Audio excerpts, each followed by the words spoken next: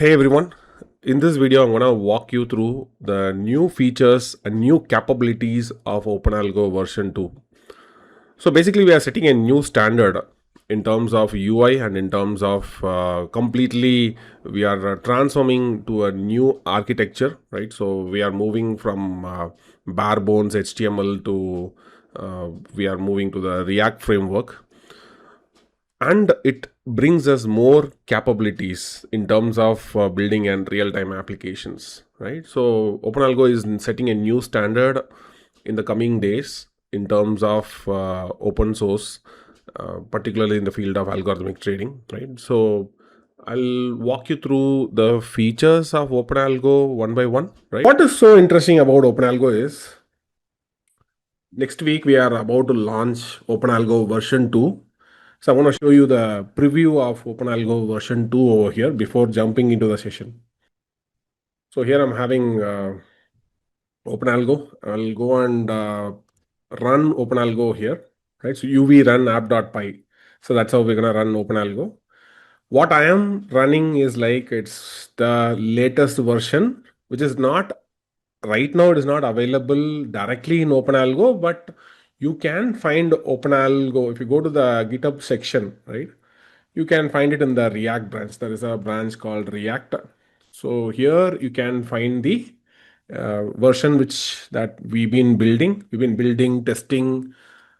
A lot of work has been going on here, right? So almost like we've been building this for the last, I would say, like 10 days, right? So very heavily we've been building on that. So I want to show you. I'll go to OpenAlgo by accessing 127.0.0.1:5000. That is where by default OpenAlgo runs. So this is how the very basic interface looks like, right? Of course, the interface looks very simple and it reads version 2.0.0.0. And I want to log in. I'll enter my username, which I had already created, right? So once you log in, you have to connect with your broker account. Once the broker account is connected, automatically you will be logged into the dashboard. And immediately you'll be seeing that the master contract is downloading. It takes anywhere between 10 to 30 seconds. Now, once the contract is downloaded, that is where the real magic happens. Now, what is so interesting about this particular feature is like this version OpenAlgo version 2, right? It's going to come up with a lot of very interesting capabilities. So as you know, we have like a live mode and sandbox switching mode. Sandbox switching mode is where you can run your own Python trading strategies. You can run your Python trading strategies inside OpenAlgo itself. I'm going to show you a demo of it. Like so, once we learn the basics of pandas, I'll show you how to build a strategy and how to run the strategy, everything using the AI tools.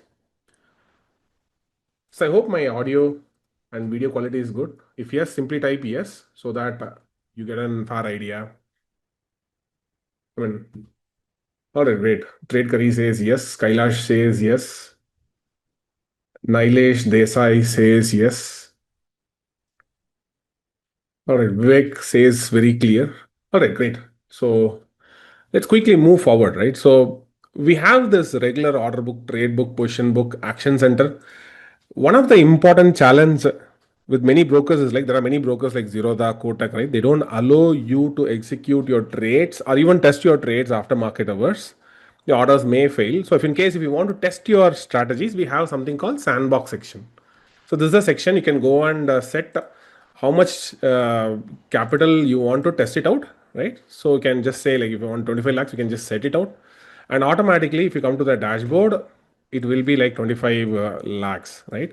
And it should be in analyze mode. If you switch back to live mode, whatever is there in your live account, that is the money it will be reflecting.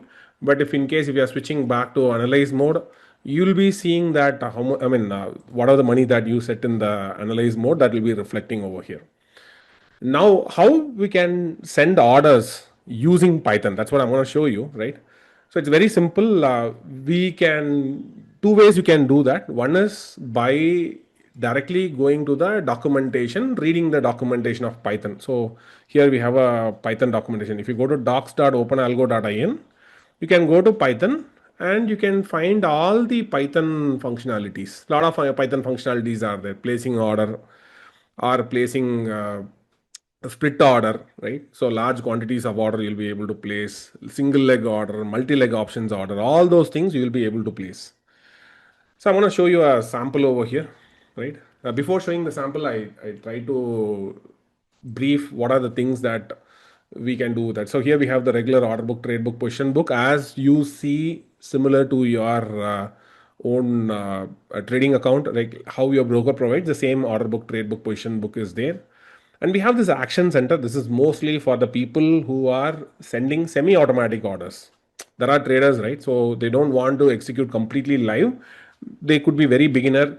They want to confirm first. So let the order come, let it come to my OpenAlgo, and I'll click a button and let the order goes to the my broker. So they want some sort of confirmation. So the action center will be doing those things. And platforms is the place where traders who want to trade using signals could be coming from TradingView or Go Charting or Charting, right? So charting scanners. So OpenAlgo, they want OpenAlgo to process those signal, and they want to transmit those orders, right? So anyways, we're not going to talk about this in this specific session. And then strategy. This is what the our own RMS engine. Right now, I'm still building. It's going to take a couple of days. We are very almost nearing the launch. We are doing a lot of very interesting works on top of this. Right. This is still yet to build a lot of very interesting control. Maybe if you're looking for target, stop loss, trailing stop loss kind of controls, probably another 10 days from here, we will be going for this strategy launch. Max to max, probably end of this month, like Jan 31st, we'll be getting into this, where we'll be having very interesting controls, I would say. And then logs. So any trades which is happening in the live accounts or sandbox account, all those trades will be logged. And even if you are doing automation for next 1 year, all your last 1 years of live logs also will be saved. Sandbox logs also will be saved. We have a latency monitor and traffic monitor. Maybe I'll show you those things. These are very cool stuff. You can measure how fast your orders are going, right? All those things you'll be able to measure from here. And then comes the most interesting part. We have a Telegram bot. Means you can, if you are sending any order, the order you are sending automatically. All those automated orders can be connected to the Telegram account without writing any single line of code. And then you can measure your holdings. This is the most interesting part, where you can run your own Python strategies inside OpenAlgo itself. So means if you're running in your desktop, you don't need to run your Python strategy. You can just start, stop, all those things. In fact, today we're going to build an Python strategy. I'm going to show you how things works, right? And we have a profile section, right? This profile section is where you can go and manage you can change your password, or you can change your broker API keys and API secret keys, right? You can see the server status, whether Flask is working, or some of the health checkups status and all those things.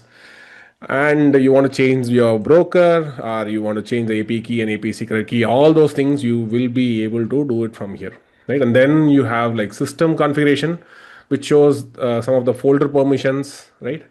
And then ensure that this should be all okay. And then themes, you can go and change the themes. Like you want an different themes over here, you can go and change it over here.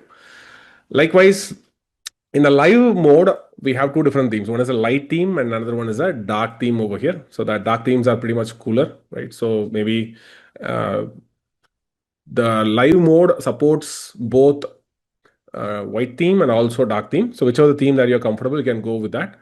However, in the analyzer mode, for safety purpose, we kept it as a completely different theme. If you are in analyzer mode, you cannot change the theme at all. Absolutely cannot change the theme, right? And you also get a notification saying that analyzer sandbox mode is testing for testing purpose only. And this notification will be staying for 10 seconds and then it moves away, right? And followed by that, we also have a P&L tracker, which will be tracking your intraday P&L. And right now, I'm not going to show that because markets are closed. This is not going to work.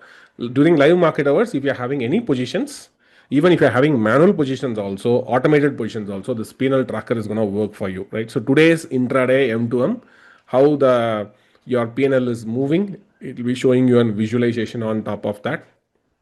followed by that Historify, one of my favorite tool, right? So what is so special about this tool is like you can download the historical data from the broker itself, and you can store it in your own local desktop or in your server, and you can use it for backtesting purpose, right? So that's the most important thing.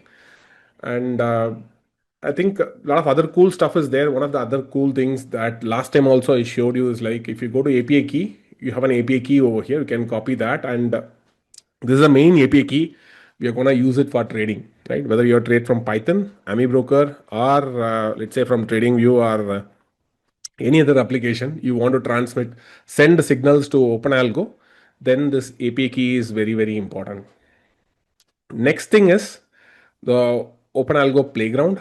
So the playground is the place where you can go and access your funds. Like you can access your funds. I'm gonna send an place order over here. Let's say I'm gonna send an order in CNC. I'll try to place the order. So you see that the order is getting placed.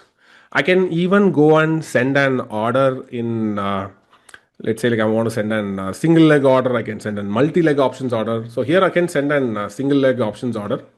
Let's say 20th Jan 2026 at the money call option. I want to buy 65 quantity, and the product is, let's say I want to send an NRML, right? If I'm going to try to send an NRML, the order get punched, and same order you will be able to see it in your order book, right? So you'll be able to see it in your order book, trade book, and position book. Of course, this kind of things, right?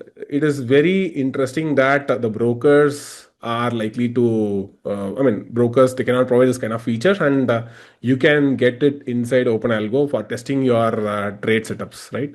Very easily, you can go and install, try it out.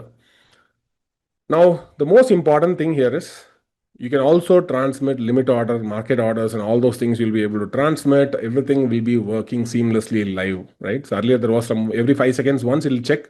Now every 100 milliseconds it's gonna check. The moment any limit orders are gonna hit, it is gonna show you in the order book, trade book, position book, a very real simulation, right? So that it is very easy for you to test your algo trading strategies before going live. Okay, how about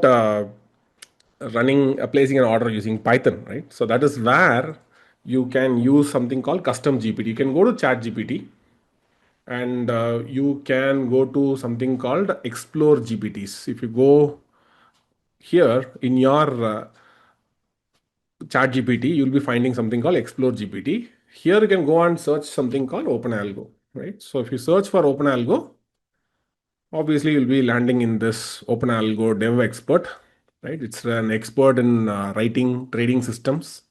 I want to show you some of the capabilities of OpenAlgo Custom GPT today.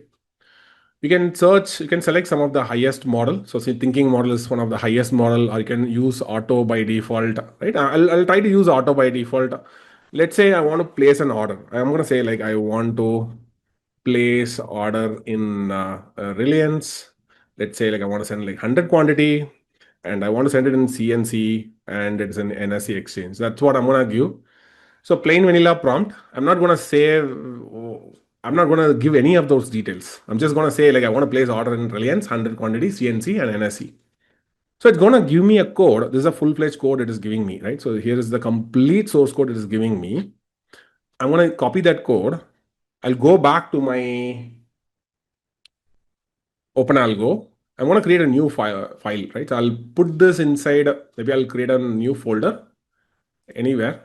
So better I'll try to put it inside OpenAlgo itself. Let's say like my strategy, right? So better don't try to create any folders, but for time being, I'll try to create one, right? I'll say like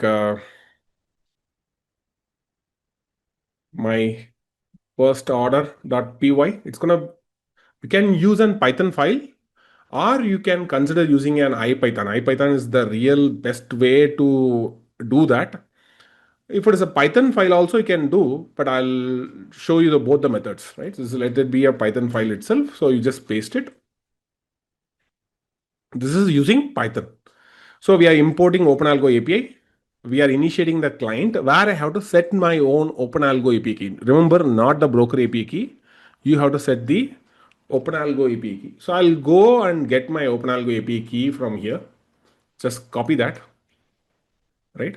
I just copied and then I'm going to paste it over here. I pasted it. So this is a simple function to place an order. So what is the function in Python is it is going to do a particular job. Here the function is attempting to place an order. And we have a lot of parameters inside. Like this is what we call as in parameters or arguments. So we have a strategy. I have to pass strategy, what strategy it is, what symbol it is, what action it is, what exchange it is, and what price type it is, what product it is, what quantity it is. Right? So now I'm going to run this, right? So I'll open a new terminal, right? I open a new terminal. I'm going to say like cd space. I kept it inside my strategy folder. I'll kept it inside OpenAlgo. Inside OpenAlgo, I'm going to get into my strategy folder. So I'm going to type uv run and the file name. So file name is like my first order.py execute. So that is placing an order. You can see that immediately it is placing an order. So it should be placing an order, right? So you can see that it's placing an Reliance order over here. Reliance 718. Right now it's getting executed because I'm in an analyzer mode, right? Otherwise, if I try to switch to, let's say I switch to live mode. If I try to place the same order, I'm gonna punch again, right? I'm gonna punch it again. You can see that the order is getting placed. I'm also getting an order ID. I'm also getting the confirmation of success, right? Success doesn't means like your order getting executed. Success means your broker had successfully received a message from you that the order has been received. That's a confirmation broker is providing. Many people mistake that the status is success means order got executed, right? That's not true, right? So you need to understand how the API works. The order ID is a confirmation that, hey, boss, I received your order ID. That's what it means. So it came over here, right? But order got rejected because we are in live mode.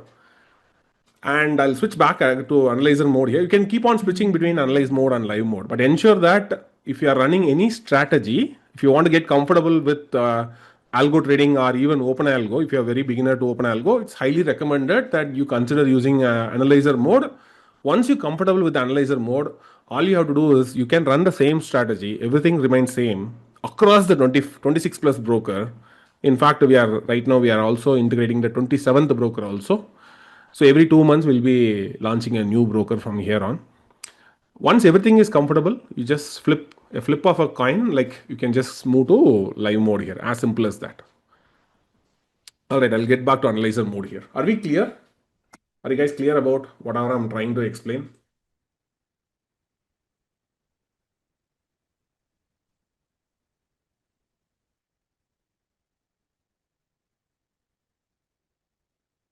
Anybody? Okay, Kailash says yes. How about others? Yogesh says yes. Shekhar says yes. Great. Vivek Deshpande says yes. Naresh Janagam says yes. Sumit Pradhan says yes. Okay, so now a lot of very interesting stuff. Like what we are going to do is like now instead of doing this, last time also I talked about that the best way to place an order, right? So to learn OpenAlgo is using the IPython method. So I'm going to show you the IPython method also. I'll say like order.py is what I'm going to create. Oops, not order.py. It's IPython notebook. I'm going to rename this not IPYNB. Yeah, I'll go to the code and then so I'll execute block by block, right? So this is the first block I'm going to execute. And this is the slightly a trickiest part. You have to understand that because many new beginners might struggle, but I'll show you what one should do. So we have to select the kernel, and that kernel should be pointing to the OpenAlgo virtual environment. OpenAlgo always, when you're installing OpenAlgo, it comes with an virtual environment here. Inside the virtual environment, you'll be finding the script folder. Inside the script folder, you'll be finding a python.exe, right? So that python.exe is what we have to map. I'll right click and copy the path. Just you have to copy the path. And now you have to press Control Shift P. This is a one-time settings, by the way. So Control Shift P. You go and search for Python interpreter and you enter the interpreter path, right? So and press enter. Now the kernel will be ready. So the kernel is the one which is going to execute your code. So this is a one-time setup, as I said. Like next time onwards, you don't need to do that. Select the Python kernel and ensure that whatever is the recommended one, you go with that. So this is inside OpenAlgo. We have an venv scripts python.exe. So all I have to do is what I have to set my OpenAlgo API key. So I'll go and set up my OpenAlgo API key. So where to find? It's very simple. Go here and get the API key, copy that, right? And paste it over here. So now I'm going to execute. It's done, right? And then next block is what? I want to place an order. This time, I'm going to show you a different one. I'll say like I'm going to place an order. Whatever the order I'm going to place, right? So this is the order I'm going to place. I'm going to store it in a variable called response. And that response is what I'm going to print. Response is what I'm going to print. So if I'm going to execute it directly, it is going to send me a response. This is a response I'm getting. This is in a dictionary format, right? Last time itself, we learned what is a dictionary and what is the difference between dictionary and JSON. Both are more or less, both look similar, but dictionary is more of an data type, whereas JSON is more of a transmission mechanism. We'll be transmitting from one place to another place, right? So yeah, this is like we are running in an analyzer mode. If I'm running in an analyzer mode, it shows analyze. Whereas I can try it out in an live mode as well. If I try to execute the same thing in a live mode, I don't get the mode as analyze. You can see that I'm going to execute over here. So that means you are executing in a live mode. Okay, how about what if I am running in a semi-automatic mode? I'm going to switch to semi-automatic mode, right? So I'm not running in an automated mode. I'm switching to a semi-automatic mode. Now, if let's say I'm going to execute the same thing, I'm playing this. You can see that the order is queued for approval in the action center. So order is incoming from Python to OpenAlgo. OpenAlgo is not executing it. It is putting in the action center. It goes to the action center. So it sits over there. Somebody has to go and manually click and approve this. So if they approve it, automatically the order will get executed. So the executed orders, they can able to see it from here, right? Of course, this is live mode. Maybe if it is an analyzer mode, you can see that it is getting executed over here. So it comes in the action center, right? And you can reject or accept. It's up to you. If you want to accept it, automatically the order will get executed, or you'll be getting an order ID. And you can see those order ID over here, right? So this is the order which got punched right now.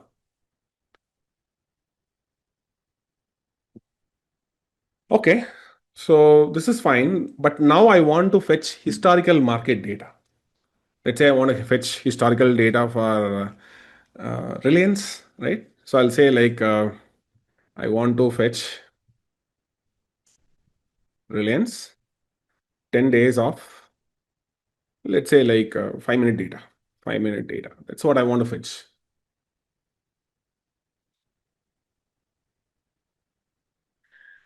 It's going to give me the code, right? I can say like, hey, this is my API key, right? So every time it is going to give me this, I have to replace my API key. I can also say like, hey, this is my API key. It's okay because this is running locally. It's okay to share locally, but not with your friends, right? Should never share API key with your friends.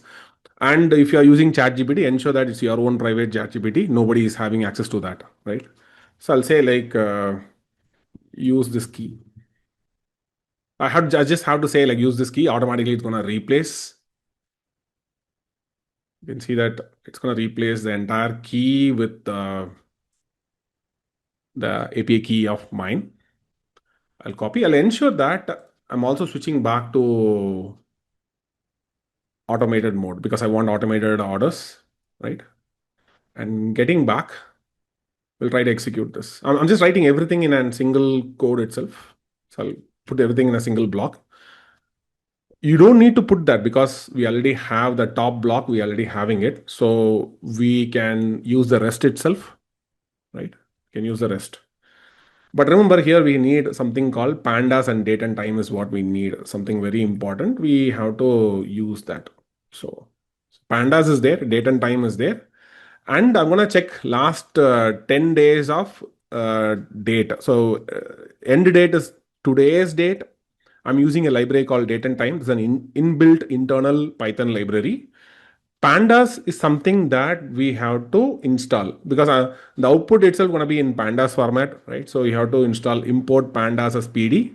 This is a new library, which means you have to install in your, if you are installing OpenAlgo, by default pandas will be coming pre-installed, so you don't need to worry about that because you are running inside everything inside OpenAlgo's ecosystem, so you don't need to worry about all those things. I'm gonna set my start date and end date. Start End date is gonna be today. Start date is gonna be 10 days before from that. We're gonna use something called time delta. So we're gonna go 10 days back date and we're gonna calculate that start date. And Reliance NSE 5 minute, right? I can go and set my start date and end date. I'm gonna execute this, and that is gonna give me the pandas table format. So you see that if you use printf, it is going to give you in this format. But if you want like a table, I would say, like, if you want to see the table, you just simply type df. Df means data frame. That's a variable that we had given over here, right? So you execute this, automatically you get the table format. And remember, this is only for 525 rows of data is what we are having. Okay, but how about if I want to access like data for like last, let's say, like 1,000 days? Yeah, you can do that. Just simply put 1,000 and execute this. This is going to take a little bit of time because a lot of processing is going behind the scenes. Huge amount of data. Almost in a year, we'll be having like what, 252 calendar days, which means we are almost fetching 4 years of historical data we are fetching over here, right? Almost 50,000 rows of 5 minute data is what we are totally processing over here. How much ever the broker is providing, we'll be able to get those things completely. Okay, how about I want a different time frame, right? So if you want different time frame, you can just type like client dot intervals. You can go and check what your broker is supporting. Interval or intervals? Yeah, intervals. So these are the broker supported. Different brokers support different time frames, right? So we brought in a common format so that, let's say you want even 5 second data, you will be able to get that, right? So let's say I want to get today's 5 second data. All you have to do is like, you just ask, I want to get today's 5 second data, 5 years data. That's it. I'm gonna ask. So it's the same thing. Instead of Reliance, it is gonna use Reliance 5S. It's not having an idea about it, but anyways, I don't want it from WebSockets, but I'm say like I want to use it from say like Fire's supported, and I want not today because today is market holiday, right? Let's say like I want for last 2 days using history function. Maybe I have to be very specific here. Whenever it is not able to understand the context, we have to be even more specific. That's what we have to do with AI tools. Very simple, right? Not much of an hard talk. Sometimes if it is not getting it, that doesn't mean like the bot is not getting it. We are not feeding the right context. Maybe you know much better than ChatGPT. So you are the expert who is going to guide what OpenAlgo custom GPT has to do. Because many people complain is like they go and try with coding using the AI tools, and the end of the day complain like, hey, the tool is not working, AI is not responding properly. See, AI is not necessarily it has to respond properly. It's our job to give right amount of context so that you can extract what exactly you want, right? I know that Fire support 5 second data, but does OpenAlgo custom GPT does it know? Not necessarily, right? Maybe the context is not given to OpenAlgo custom GPT. So you know that. So you give the context. Now it knows how to feed the interval, right? So instead of we are gonna send the interval as 5 minute, we're gonna send as 5 second because the broker supports over here. If the broker doesn't support, it's not gonna work, right? All right, so we're gonna do for like last 2 days. So let's go and try this.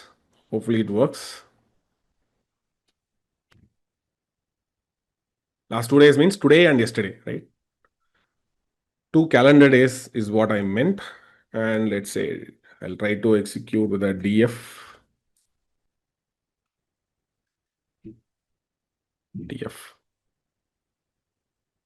Yeah, see that it's 5 second data. I'm able to get every 5 seconds data is what I'm able to get over here. And this is like 16th. Okay, what about I want to get, I want to save this to a CSV file. Very simple, right? So what do you have to do? You have to go to, last time itself we talked about that, right? df dot to underscore CSV, right? And you just give the file name and you execute it. Whatever is there in the table, everything will be stored in a CSV file. You see the CSV file content, entire data is in your CSV file content.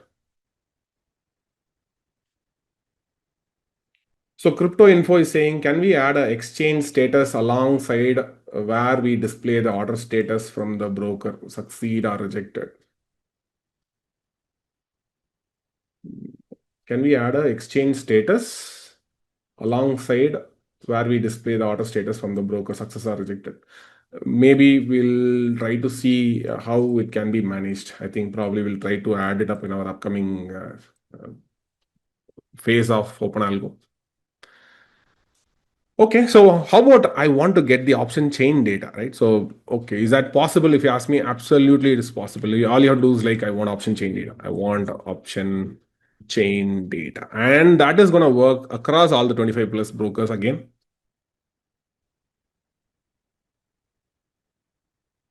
I mean, you can run this as a standalone Python code also, or you can only use that particular part. So the simplest thing is like, you just have to copy this. This is the only block you need. And I'll go and get this, right? So I can say like, I want only the response. Because the response is in, uh, let's go and get that. What I'm reading over here. I think I may have to set the expiry and all those things. I may haven't given the expiry. I'll say like expiry is probably I'll say like 20th Jan 26. So it's not using the expiry, I think.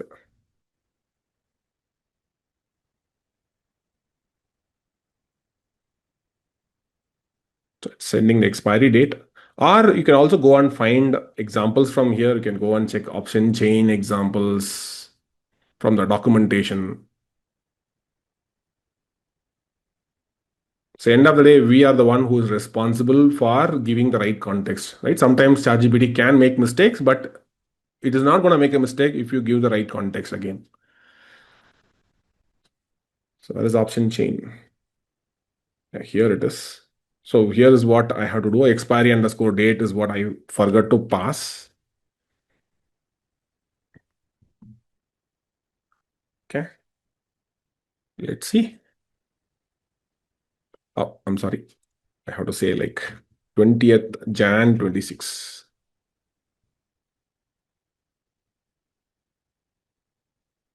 It's going to take a little bit of time because almost 140 rows on the call side and 140 rows on the put side. So it's taken like almost 3 seconds to process almost 100, not 140, but 280 symbols is what we're getting over here. Like huge amount of data. It is not displaying everything. If you want to display everything, there is a scrollable element is there. You can go and see the complete option chain you'll be able to see over here, right? So that's a most beautiful part. Okay, then let's say like I want to send an basket order. Let's say I want to send a basket order. So I'll say like I want to send a basket order. You remember your mom would have been in your childhood, like these days my wife send in WhatsApp, like how much tomato to buy, how much potato to buy, right? So, but back in those days, my mom give me a long list. Something like that is what I'm gonna do. Infi 20 quantity. Let's say I want Reliance 10 quantity. I want let's say Eternal maybe like 25 quantity, maybe NHPC, let's say like 40 quantity, and probably Wipro probably will 5, and maybe something like Zeal, let's say like 100 quantity, right? I want to send a basket order, and let's say I want to send it in NSC and CNC is what I want to do, and that's going to give me the source code for it. I clearly said that I want a basket order. Sometimes even if you don't say that also, it is going to fetch you the basket order. And today I got a complaint like it is sometime it is hanging like this, right? See, I don't have any control over this. Sometimes during US timing, right, it comes pretty faster. Sometimes it will be slower. I don't have any control over that. But most of the time it's gonna work. If it is not gonna work, you just restart. It is gonna get you those details. So that's it. I think this should work. If it is not working right, again, it's our job to make it working. We need to understand what is going wrong, what context I'm missing. That's the first thing it has to strike in your mind. Okay, so let's copy this. Skip back.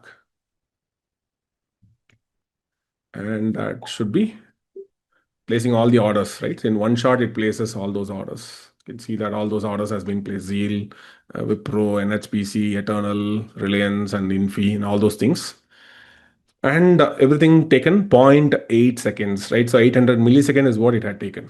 The best part is you can go and check the latency over here. So you can go to the couple of very interesting sections, like one is log section.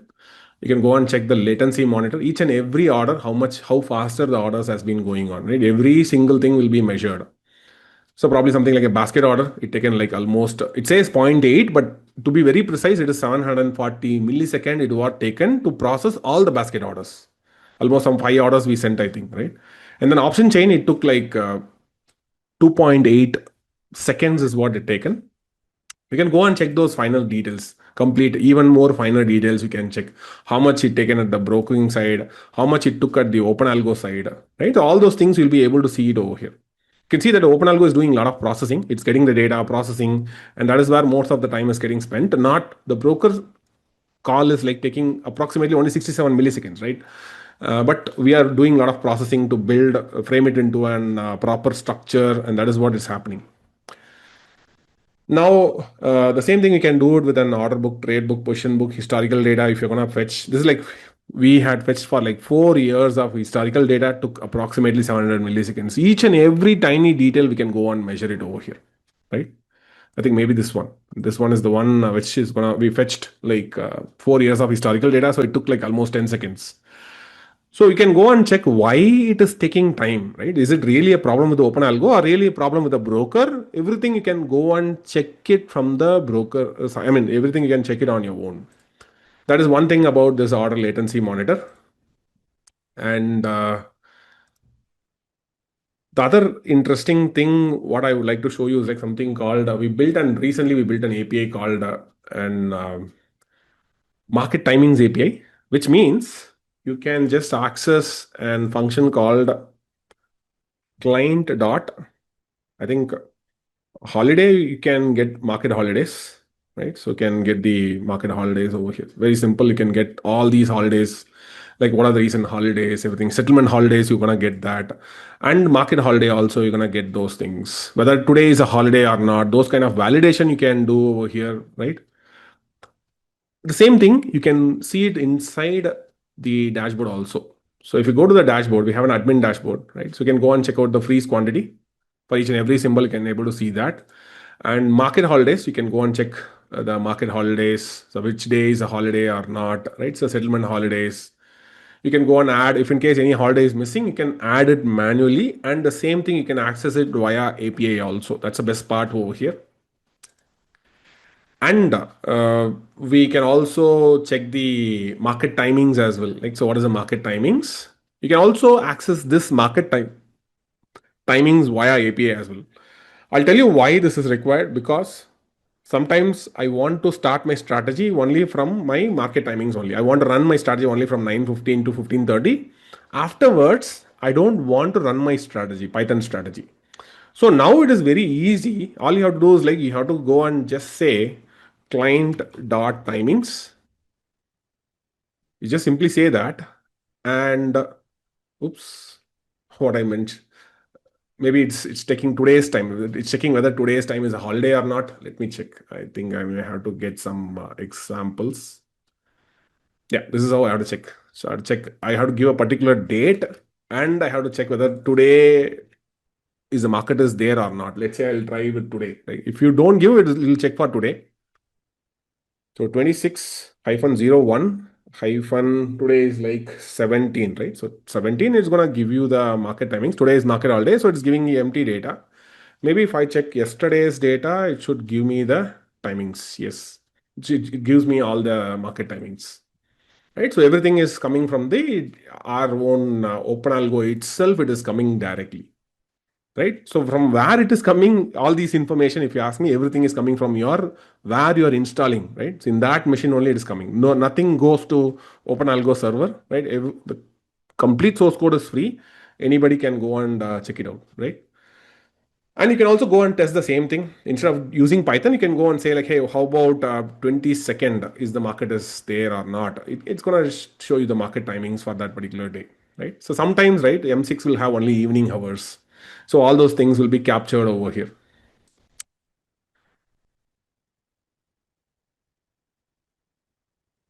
So crypto info is asking, will switching to QuestDB reduce the response time while querying database from the DB? So let me tell you, DuckDB is more faster, particularly for historical data. So what do I mean by that is, I'll show you. If I go to Historify, I'm going to Historify over here. Let's say I'm going to add a couple of stocks. I'll say like I want to add a stock. I'll go and add something like, let's say Reliance, I'll add like Reliance. Let me add it. And I'm also going to add, let's say something like State Bank of India. Can I add F&O? Yes, you can add F&O also. Like you can just type Nifty, FUT. You're gonna get, maybe you have to select F&O over here, right? So if you're gonna select like this, you can get F&O data also. For time being, to keep it simple, I'm gonna use only equity markets. So Reliance and State Bank of India, I had added.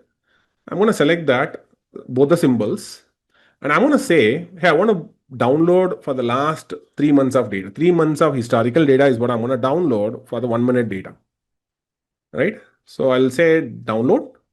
This is going to download the historical data. It is sitting in my local desktop, right? Now I can use this for backtesting purpose. So 6 months of data is what it is sitting. So we are using DuckDB for it. DuckDB is one of the fastest backtesting database if you are an individual user, right? So generally people don't use it for multiple users. Single user, if you are going to use it for your own self, then you can use DuckDB for backtesting purpose.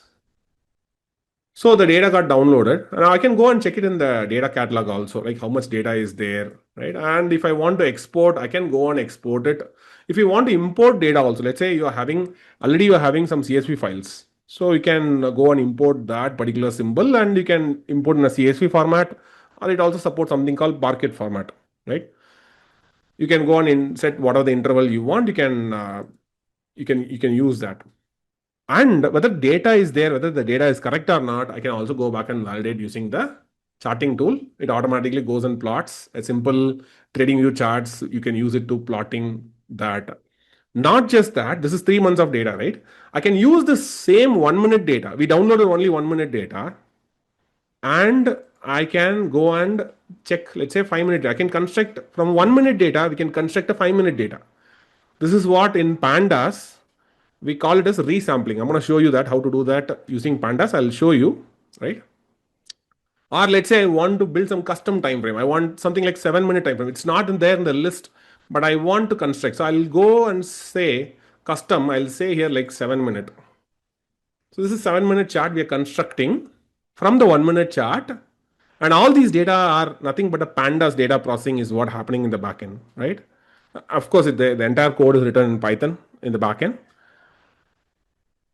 The front end is more of a React, and back end is more of we are switching to React, right? So it is more responsive, more real time compared to the older version. Compared to older version, it is going to be like 10 times faster. You can feel the lightweight tool. So you can build your own custom time frames, right? You can build your own custom time frame. You can use in fact, you can go and select whatever the time frame you want. You want a 15-minute time frame, you can get that. And all these data is not coming from the broker. Earlier it was from the broker. First time it was in the broker. Now second time onwards, all the data sits in my database, right? Okay, so it's there in the database. Now how I can access it via API? I'm going to show you how to access this using API. This is like Reliance, right? So I'll go to an API key section. There we are having our API playground.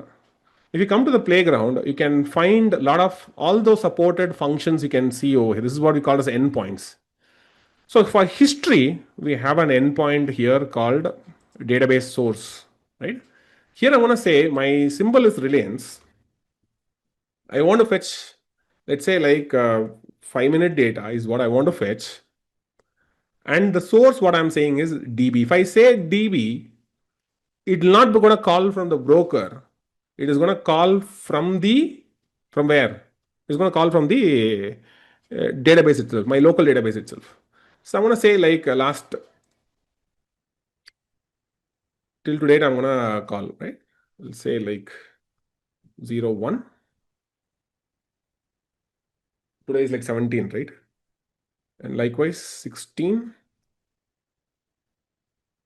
01. I'll say like I'll try to call only limited data set because this playground is only to test, not to extract too much of data. So this is only for testing purpose. I'm gonna send over here. You see that the data is coming very quickly. It is coming over here. Hardly it is taking like 55 milliseconds to get the data. So it takes not much amount of time over here. Very faster. You don't need to wait. Even if it is going to be like 4 years of data also, it's going to extract just like that.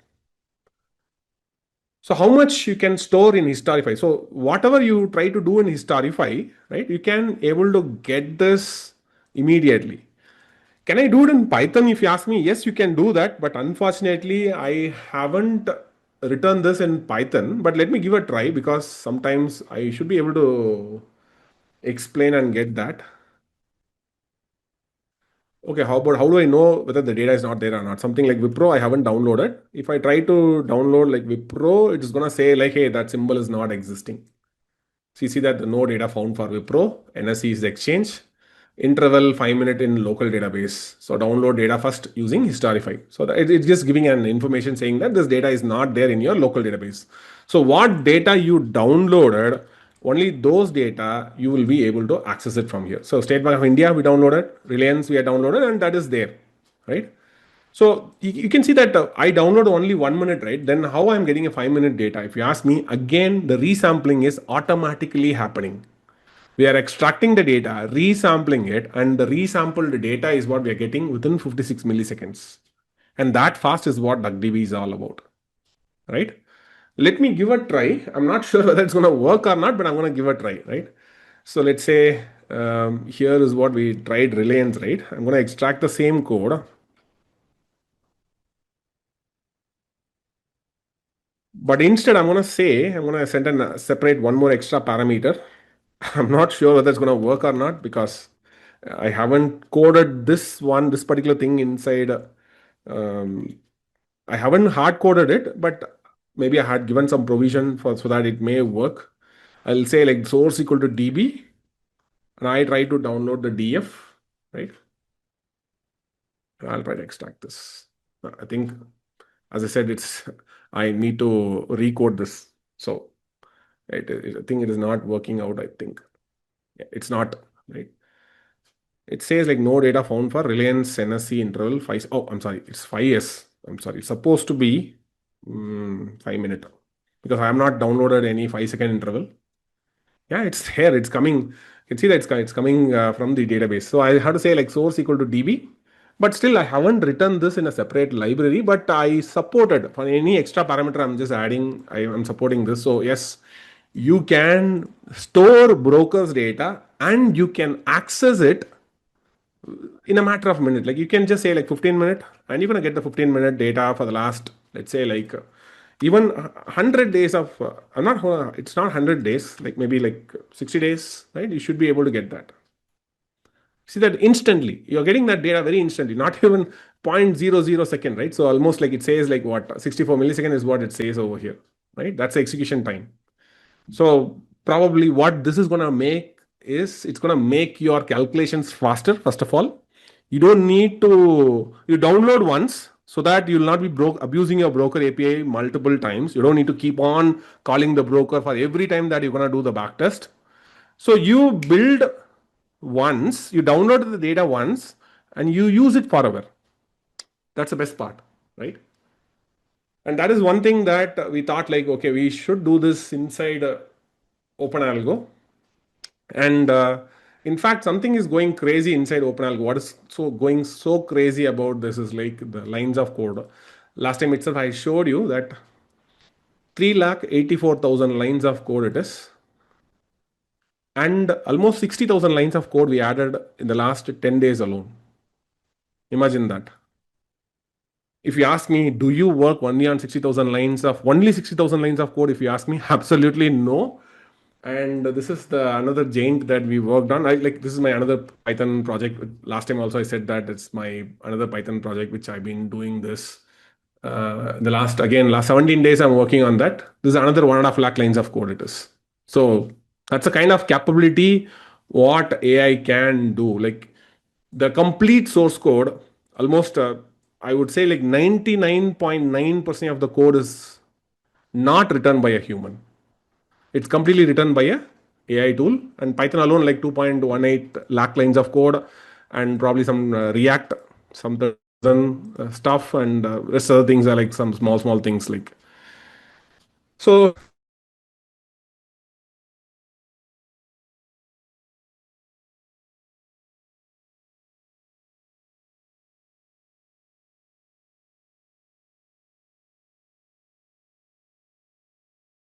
time, maybe even earlier, I had written a lot of indicators. I've been keep on publishing indicators since 2009 onwards. Earlier, if I want to write an indicator, it's going to take a lot of time. Now, writing an indicator is like just another sip of coffee, right? When you sip the coffee, the moment the time it's going to take, even lesser than that, the coding is going to be it will be done in no time. For example, I'm going to show you a sample here. What do I mean that is? Let's say I'll go to Trading View, right? So here is Trading View, and I'll go to the super charts. I'll go to the indicator. One of the popular indicators is what I want to take it up. So I'll say like we have something like let's say top indicators. A lot of top indicators these days. Let's say one of the William Wicks Fix find the market bottom top. I'm gonna open that. I'll say like I'm just gonna copy that. I'm gonna say I'll go to Chat GPT and say like I'll go to custom GPT, right? OpenAlgo custom GPT is what I have to go. I'll go and find it out. I'm already having it. If not, you have to go and get it from Explore GPT. So I'll go to OpenAlgo custom GPT. Diksha Joshi is saying audio video passed. Of course, no. Audio and video is working great, right? So Sumit Pradhan is saying like so majority of the OpenAlgo is written using AI tools. If you ask me, almost these days not even a single line of code is written by a human. As I said, like right from the when I started, right? So I started building OpenAlgo. So what we had built by that time, I think Chat GPT um, 3.4, I think ChatGPT 4 came, or ChatGPT 3.5 Turbo, if I'm not wrong, ChatGPT 5 Turbo, right? This is what the coding capabilities are like every single week. So probably in a week, every 1 week, we are able to code something like 2,000 lines of code. In that 2,000 lines of code, my manual coding was like probably 5 to 10% of my codes are done by human, right? Then fast forward, probably August 2024 is what we are using called Claude models.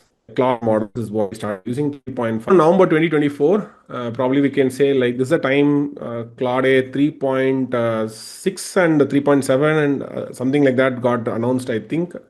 The capability shifted to 7,500 to 8,000 lines per week is what we are able to achieve. I think around Jan 2025, we got windsurf also. So we have like Claude 3.8 something and then windsurf. And we are able to write 15,000 lines per week. And then probably around March, I think we have new capabilities, new models, new capabilities. We are able to write like 15,000 lines every 5 hours,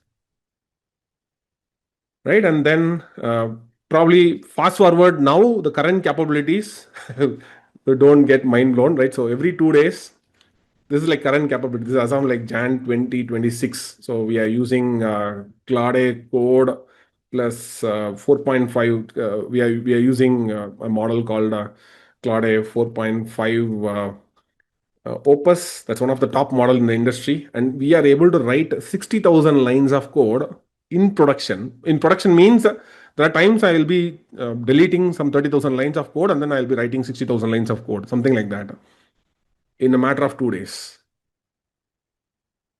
All production grade, right? This is the kind of capabilities we are able to achieve, right? So I'm able to see this entire journey. I'm able to see all these days, and what is not stopping me is like I want to build even more bigger things. I just want to test the capabilities of the AI tools. So I'll try to push myself and try to see what extent I can go, right? So how fast we can build, how rapidly we can able to prototype, right?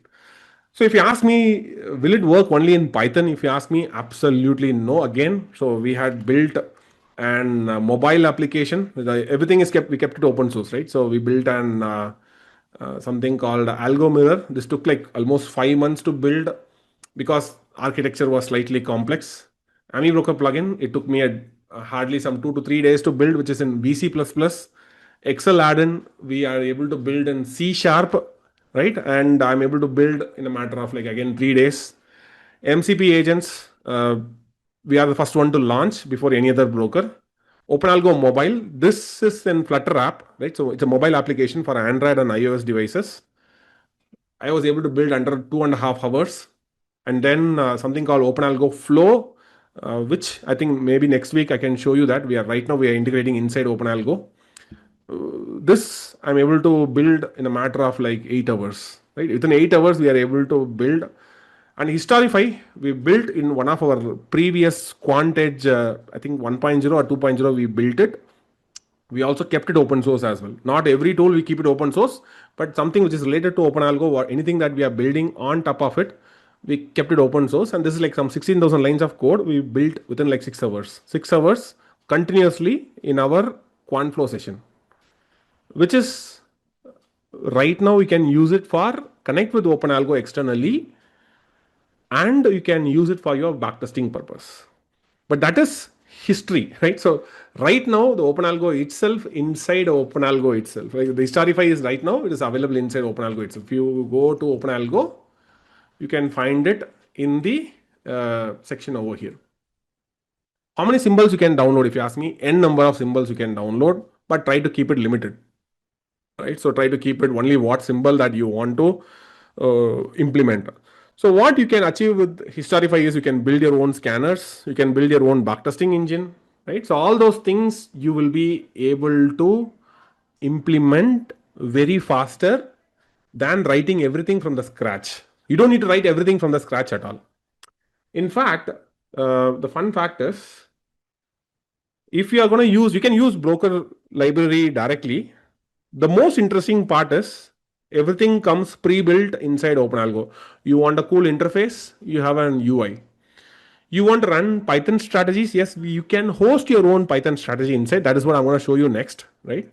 And then you can connect with multiple platforms. Means some of your strategy can be in Python, some strategies can be in Excel, some strategies can be in Ami Broker, and some strategy can be in TradingView, and all can simultaneously work together, right? Inside OpenAlgo.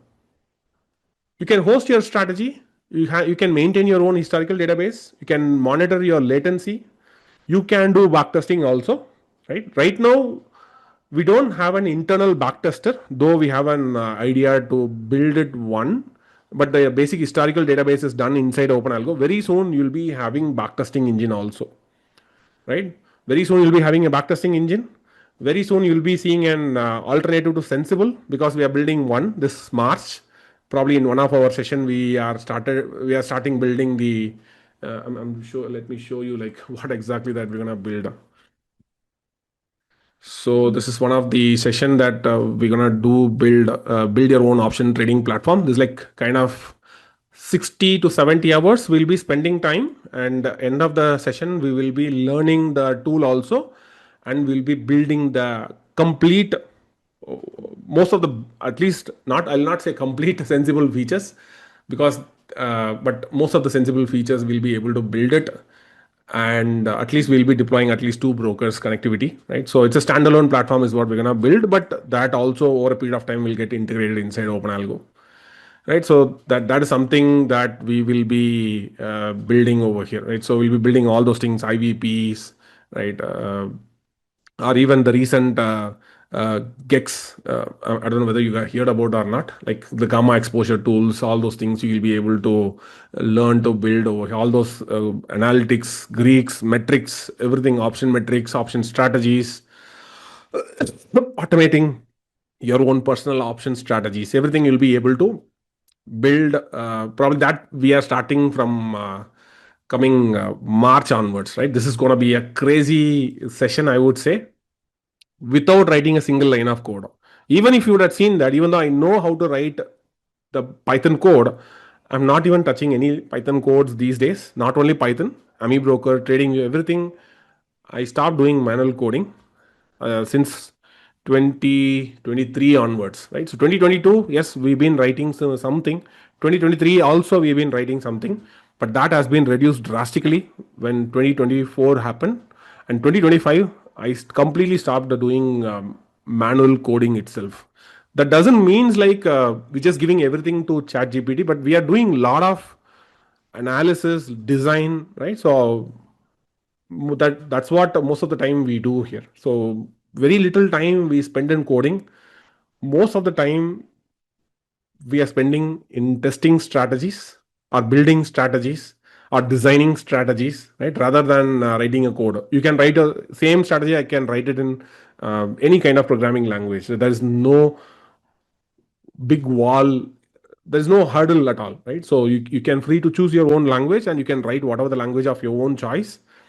You have to have some solid foundation, how to talk to AI, how to get the things done, and how to build it. Even if you want to backtest, you can backtest using AI tools. When I say AI tools, I'll be using Python under the hood, and we'll be connecting our data. The data will be always from OpenAlgo, and we'll be storing inside OpenAlgo, and we can use it for testing purpose. Now I'm going to show you. Let's say like we'll try to find something very interesting stuff. We'll try to do. And apart from that, right, so OpenAlgo also supports something called symbol database, cache layer, log storage. So maybe if you are writing strategy for the very first time, right, trying to use broker SDK, maybe it's going to work out for you because it's like only one strategy. Your requirements are very simple. But when you want to run 5 strategies or 10 strategies in a row parallelly, you want to manage historical data, right? So trying to write on your own is like kind of a nightmare, right? Luckily we have AI tools. So since we have AI tool, we also have OpenAlgo as well, right?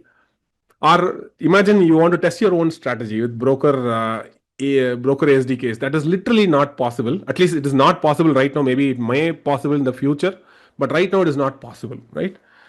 So even if it is there, some brokers are providing sandbox API to test it out, but you cannot measure the whether actually your orders are getting through that or not, whether it is working or not, right? All those things you will not be able to measure. And here inside OpenAlgo, what we had done is you cannot use analyze mode without logging into the broker. You have to log into the broker. Then only you will be able to test your own strategies, right? So we are using the broker data to test. That's it. Very simple, right? So broker login is mandatory here. There is no standalone way to test the analyzer mode, right? So of course you need to have a trading account. You can have a trading account with any of the 25 plus brokers. But point to be noted is couple of brokers, they are charging for the historical data on WebSocket. That is very much important. Maybe if you are using broker like Dun, Zerodha, they charge Grow. These 3 brokers, they charge 500 rupees per month, I think. And some brokers, they don't even provide historical data. Like Kotak, they don't provide historical data. Right? They said they will be providing in the future, but right now they don't have. Likewise, there are 1 or 2 brokers, they don't have historical data. Otherwise, almost every broker, they provide historical data, WebSockets, all those things are possible. But some brokers like Dun and Fires, they provide up to 20, Dun provides up to 20 depth in terms of WebSockets, and fires provide up to 50 depth in terms of WebSockets, and that is also integrated inside OpenAlgo. You can get up to 3000 symbols of real-time streaming codes inside OpenAlgo, right? So it's not just API you can get, you can also get the LTP codes, depth, everything you can get in real time. Of course, markets are not there. Otherwise, I would have showed you the real time, how to fetch the real time market data as well. The source code examples, you can always find it over here, right? So let's say like you want to write a strategy. I'm going to show you how to write a strategy, right? I'm going to show you how to host inside OpenAlgo also. It's very simple. I'll go to, I'll say inside OpenAlgo custom GPT. I'll also share the link here so that you can later on take this up. At the end, I'll try to take questions because last time entire session was got into question itself. We are not able to learn lot many things. Okay, so I'll say like I'm gonna write a very simple basic trading system is what I'm gonna write. I'm not gonna write something very fancy. I want some basic indicators is what I'm going to use. So you can also find indicators inside OpenAlgo. Python also supports, I mean, OpenAlgo Python SDK also supports indicators as well. So what I mean by that is, if you again go to docs, I'll go to docs here. So docs.openalgo.in. You go to the Python section, you can find indicators. This is where you find up to 100 plus indicators, including super trend, the EMA crossover, SMA, DMA, all those. These are trend following indicators just supported, which include super trend as well. Right now, I'm going to take something very simple. There is a simple EMA is what I'm going to use, right? So I'm going to say, hey, there's an EMA crossover is there, right? So I'll go to trend. You can find a lot of examples about EMA. This is a simple way to calculate an EMA. Just copy this code. The entire code going to use as a prompt.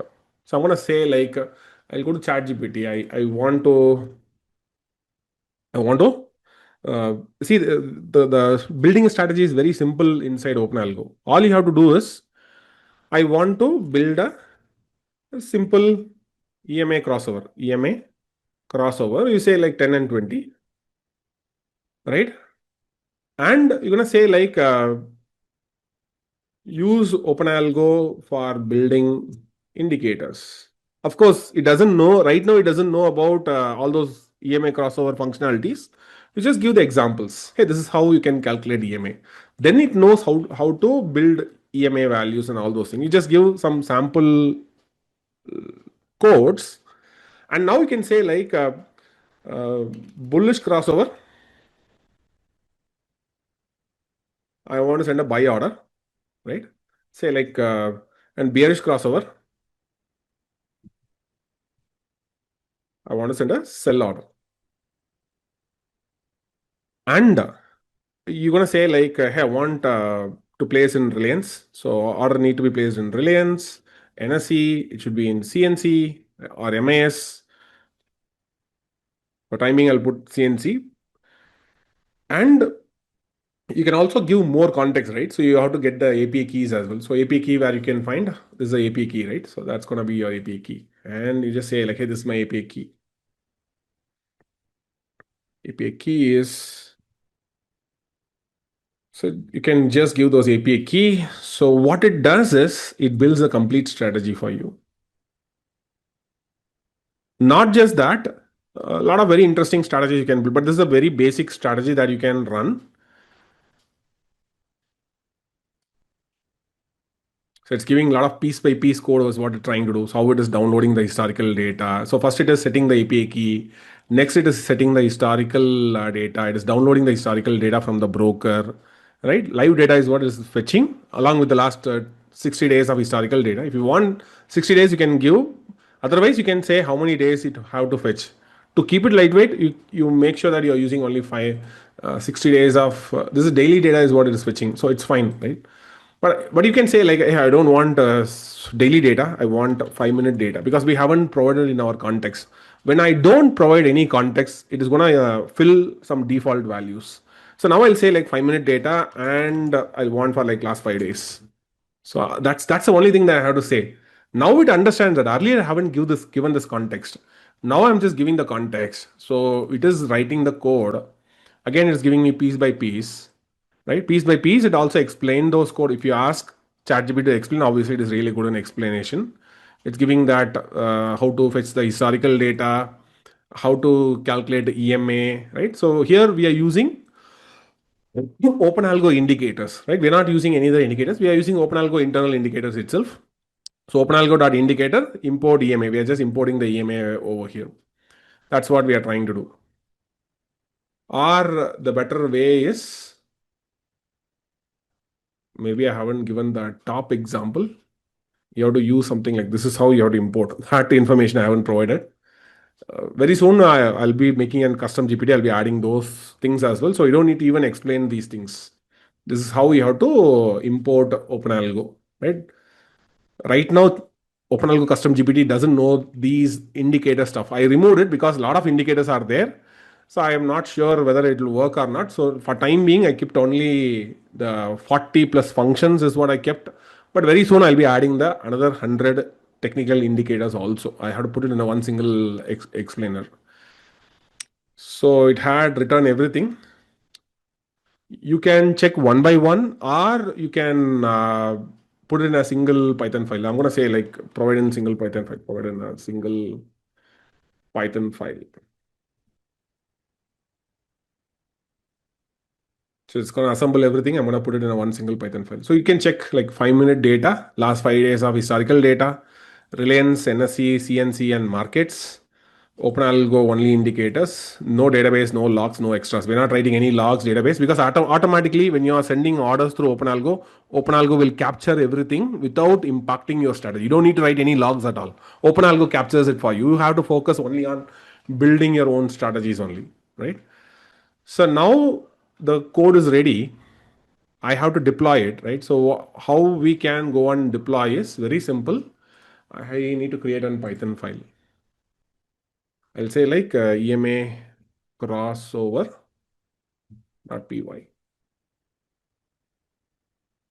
So this is what I kept. I'm gonna put this in my desktop, right, for time being, so that it'll be easy for me to.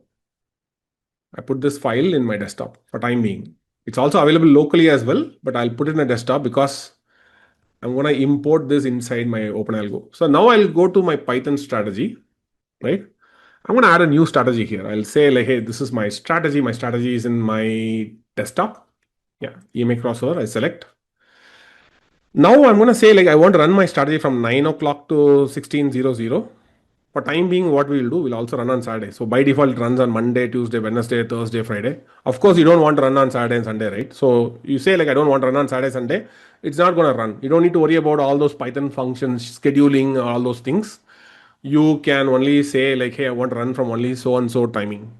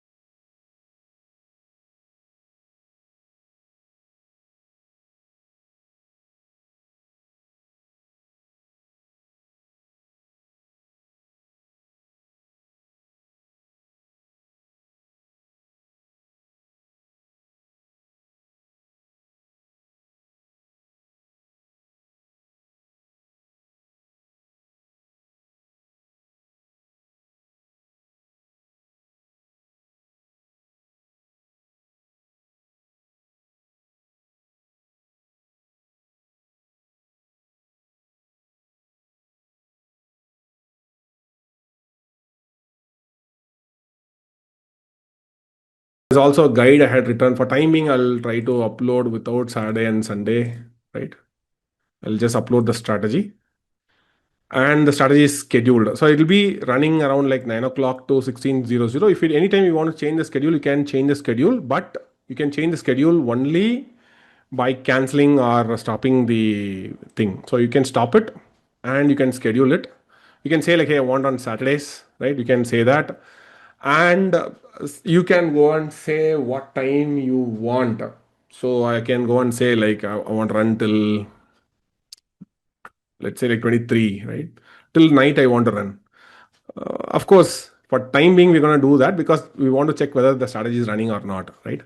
So I save it, and now if I start it, so it covers under my time frame, right? So it says like manually stopped, so I have to start it out. Once I started it out, the strategy is going to run now. Right now, it will be running. So how do I know it is running or not? By having a print statement. So you can go and check the two things you can do. You can go and check the edit code. You can go and edit the code over here. Of course, you can go and edit the code itself. Here itself, you can write the code. You can edit the code. All those things you can do. And the best part is you can go back and check the logs. So if it is any errors are there, means there are some coding errors are there. I'm gonna remove that error. So I'll try to remove the error. There has been an error that we are getting because it is including some emojis and all those things. So it's get rid of those emojis. Because of those emoji, it is messing up. So in Windows, this is an issue, but if you are using Linux or Mac, this kind of issues will not happen. So it's gonna remove those emojis, I think. Or I'll say like remove the emojis. Remove all the emojis. So what I have to do, I don't want emojis. So I'll cancel this, right? I'll go back to the code and I'm going to replace it with my own code. What are the code that without emojis is what I'm going to get it. So this is without emojis, right? I'll copy this. I'll go to OpenAlgo. I just simply paste the new code and save the changes, right? So Control S to save. Yeah, saved. Of course, I should have a save button. Unfortunately, I forgot to add that. I'll add those things. So there's also a F11 button, which is a full screen. Yeah. Anyways, those things you can do over here. Now let's go and run again. So if I start running, if everything is going fine, I should be able to see that the Python OpenAlgo bot is running. And every second you should be getting this historical data, right? I'm also getting some extra error as well. So we need to figure out what is that error is all about. So just copy and paste. But it is fetching the data. It is working. The Python bot is working. Every time you start and stop, it will create a new logs. The logs will be automatically created. You don't need to worry about that. If there are any print statements is there, it will get captured automatically, right? Again, say like now I'm getting the data, but I'm getting this error. So there is some small coding error is there.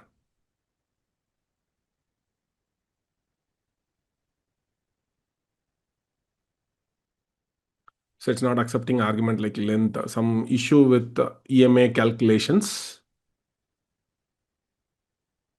I think EMA calculation we already have, right?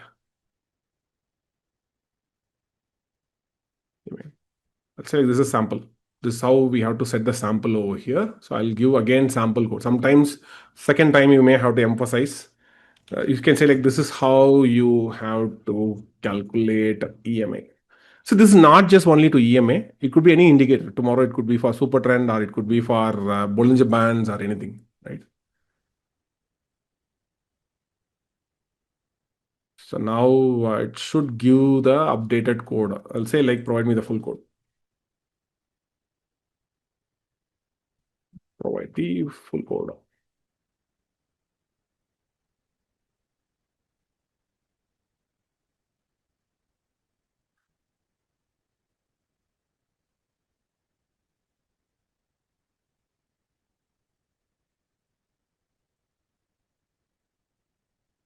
So now it is writing the complete code over here and just copy that, go back to OpenAlgo, right? You will not be able to, I would say like better cancel it and then edit the code and save it. Control S to save, that automatically saves. Come back, now start. If everything goes fine, you should be able to see that. You see that there's right now there's no EMA crossover on the latest 5-minute candle. So it is periodically it is gonna check how whether there is going to be an EMA crossover is there or not. It's gonna fetch that new data and it's gonna check every now and then, right?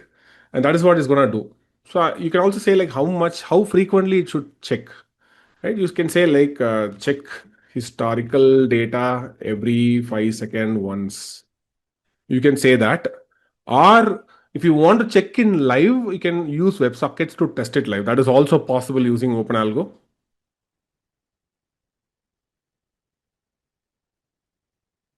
So now it is going to check every 5 minutes once. I think earlier it was checking only once and then it left off. But it's going to check every 5 second once. It's going to keep on checking the live data. It's going to run it in a loop, main loop. It's going to check the crossover every 5 seconds once. And data also, it should fetch every 5 seconds once, right? So it should also check fresh data. I want to ask, like, is it fetching data every 5 second once also? You can also ask those things as well, right? So yes, the current code is getting historical data, is getting fetched every 5 seconds once. This is still not a right method. The right method is to check something real time, right? So that right now I cannot show because markets are not there, unfortunately. Maybe if it is evening, I can show it in MCX or something like that. We can put a stop loss target and all those things I can go and show. Easily we'll be able to build stop loss, trailing stop loss, everything using Python without writing a single line of code. Of course, what I would recommend you is like go and give a try, right? So give a try how to build using OpenAlgo custom GPTs. All those things are very easily possible, right? You have to just have to explain things. Sometimes you have to give context. Most of the things are context from the documentation itself. If you understand the documentation, that is what you need to know, how to make use of the documentation. You can build fantastic features. I'll show you some of the things that we built in our sessions. I'll go back, cancel it, edit. I want to replace that with my code, right? So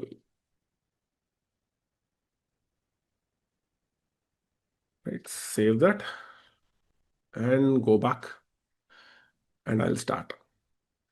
So what if, let's say, if I'm gonna, I'll stop it over here. I'm gonna reschedule it. So the time is now what? So if we go and check the time,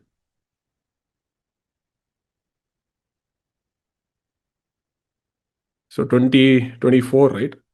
I'm gonna set something like, oh, I schedule it 2025.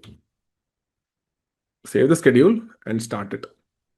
Oh, here itself we have time. I'm sorry.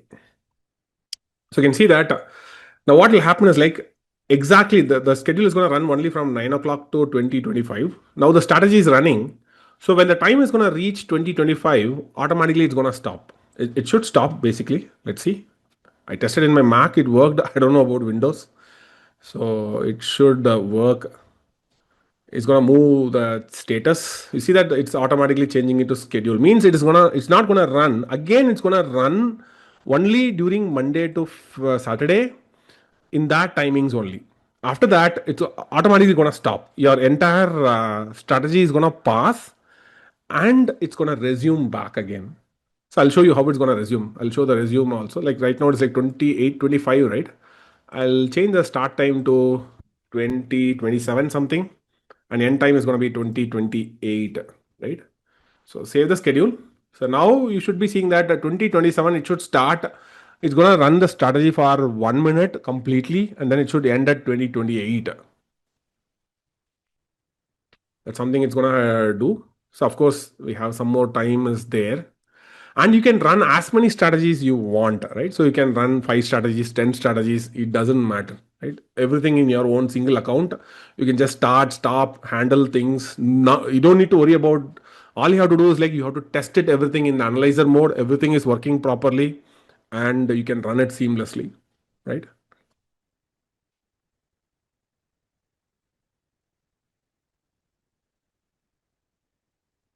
Hmm. So you can see that once this is done, right, we'll take questions.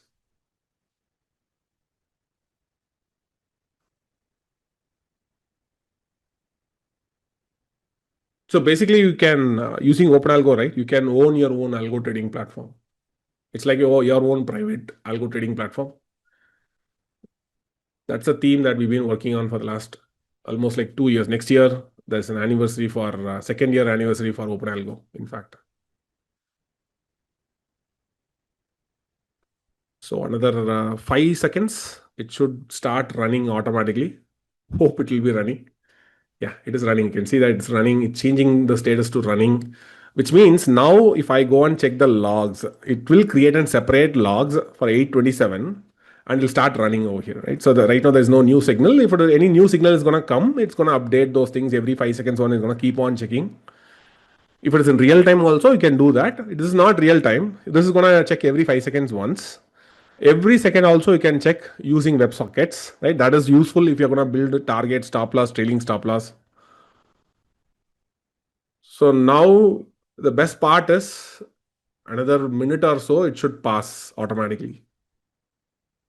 So we are using something called SSE, right? So SSE means server sent events for real time. Uh, we're not checking every 1 second once. So when the moment time is reached, Python will be sending signal to the front end. Front end will be changing the status. Python will be stopping everything in the back end, and front end also will be notifying those things. You can see that 2028 exactly it got get into a schedule mode. Like means again tomorrow only it will be starting. The application will get started tomorrow. Whatever the start time is mentioned, it is going to start. So you can schedule it. You can play with these tools, right? And you can try it out if you want. Let's say every day you want to run. Also, you can run every day, but it's not a good idea because uh, sometimes broker may ban your IP if you are keep on pinging even on Saturdays and Sundays unnecessarily without authentication. Sometimes will be running continuously. Your AP key will be expired. You'll be keep on calling the broker. Broker may sometimes put your IPs on the ban list, right? So that is not a good idea. So the good idea is like you can schedule what time to what time you want to run. Only those time you can schedule it, and you don't need to worry about those things. It's automatically going to happen, right? Rest everything is going to happen seamlessly.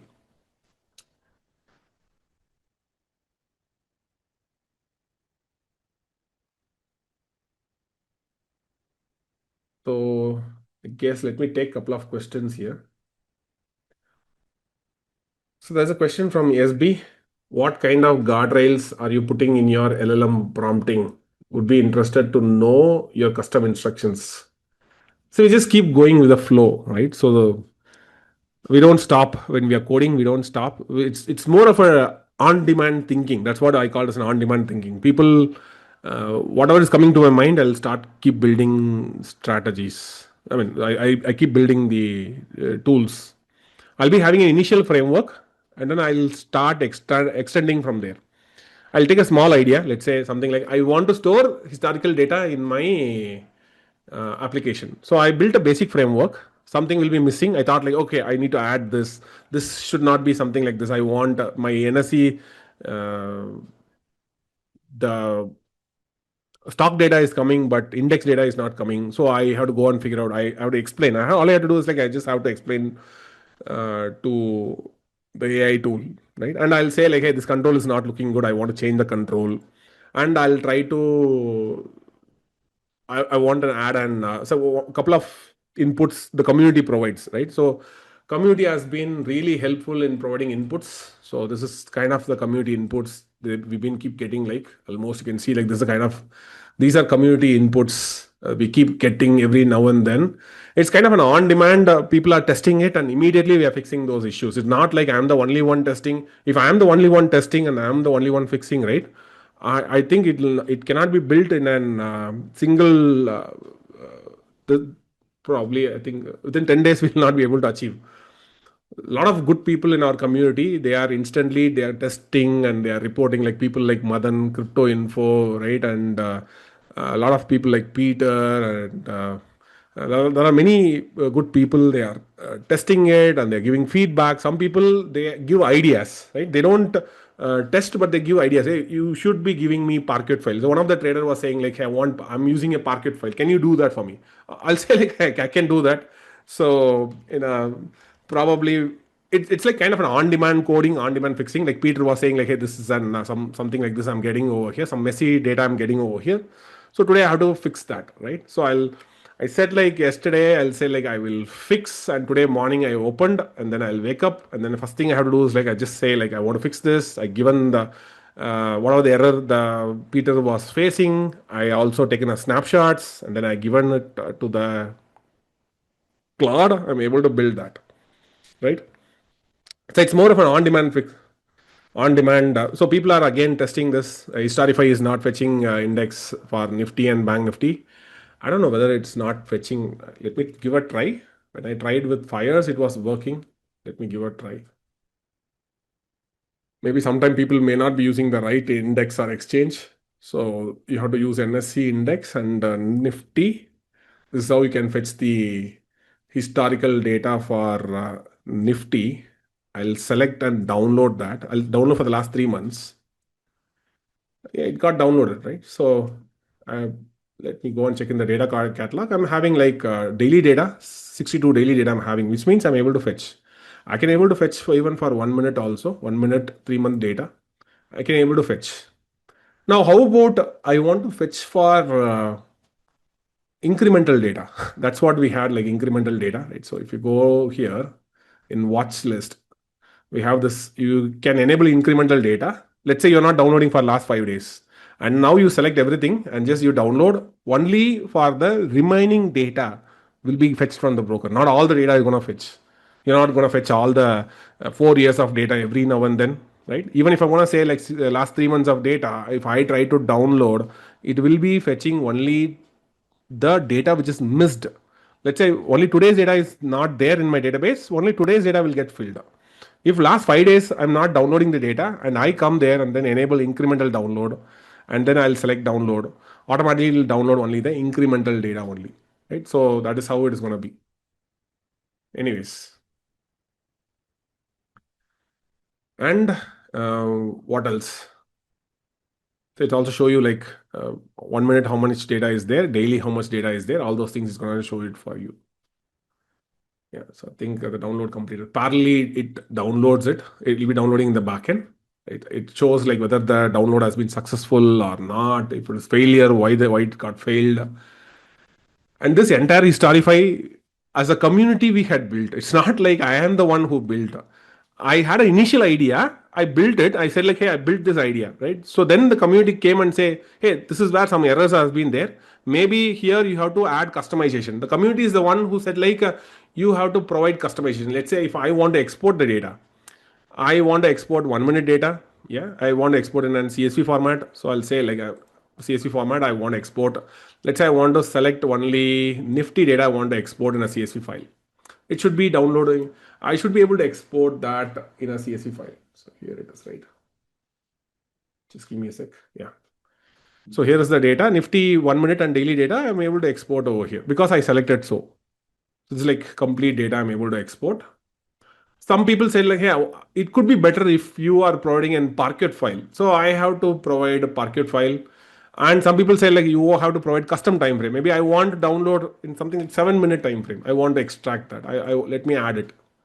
So let me add that 7 minute time frame. Let's say I don't want all these things. I want only 7 minute time frame only for Nifty and Reliance. So let me go and export that. Okay, I think it's not still not supporting 7 minute. I think, or maybe I may have to download along with. Let me add. Let me give a try. It's not supporting custom time frame yet, but some standard time frame is going to support.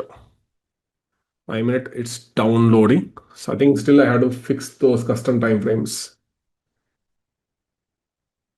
So when this OpenAlgo will be released, if you ask me, hopefully we just keep on testing and testing and testing because building is easy. Testing is what the most toughest part is. So we are testing probably. We are team of two. We are testing, and community is also helping. And that's why we are able to test very much faster. And probably I think next week we can expect a launch of OpenAlgo version 2.0.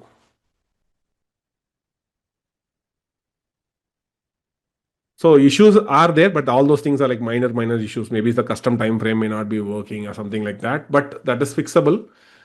We find it when we are using the application. We are the end user of the application. When you are using it, we'll be finding those simple issues. We'll be sorting it out one by one, or one shot we'll be sitting and then we'll be fixing all those issues one in one shot.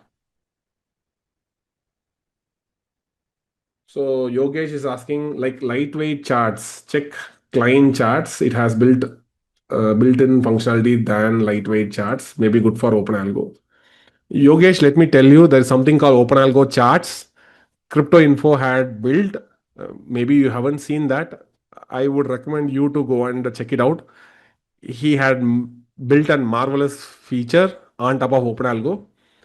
Maybe Crypto Info might be integrating inside OpenAlgo itself going forward. I don't know when, but I asked him to integrate it. So he might be trying it out, right? But he had done a lot of beautiful things using the lightweight chart itself. He almost replicated the majority of the trading view features. I done a video also in YouTube. It's already there in OpenAlgo channel. Go and check it out. And Yogesh is saying, like, are you going to add market profile and volume profile indicators? Not at this point in time because we have a lot more things to solve. So yeah, so that's going to take some time. So Kailash Gupta is saying, when I upload my strategy, will it be available to use by somebody else? See, it is going to run in your own system.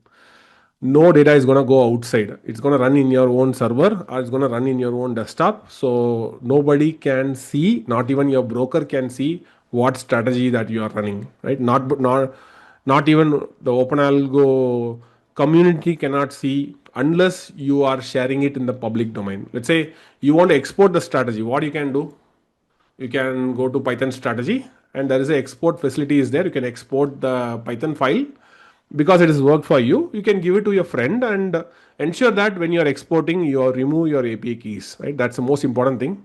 This is a key, right? So you remove the key and you put some dummy value and you can share it with your friends and your friends can use those strategies. So that way a community can benefit out of that, right?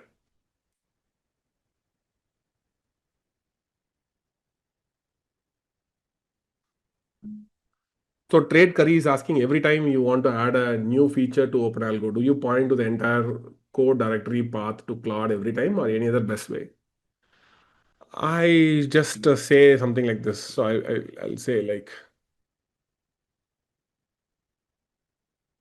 so for example, I'll say like, I'll go to Claude and say like, and say yes.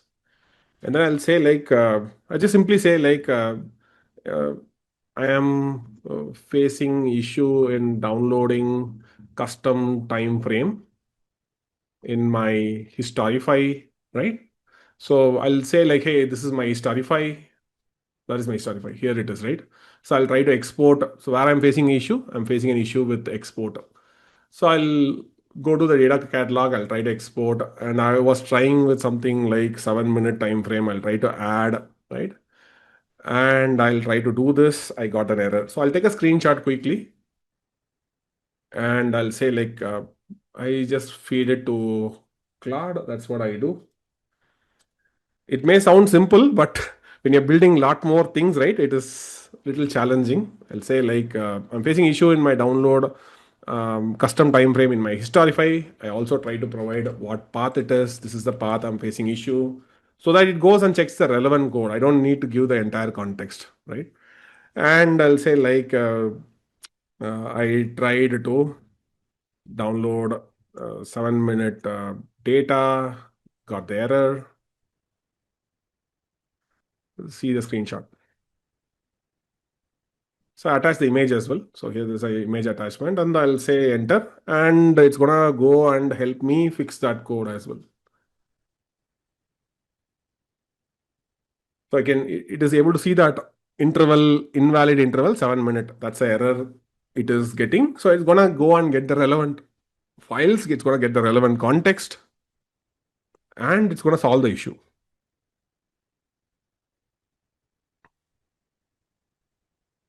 So do we use Claude code also if you ask me? Maybe some complex parts in our, by the way, like I forgot to tell you, like,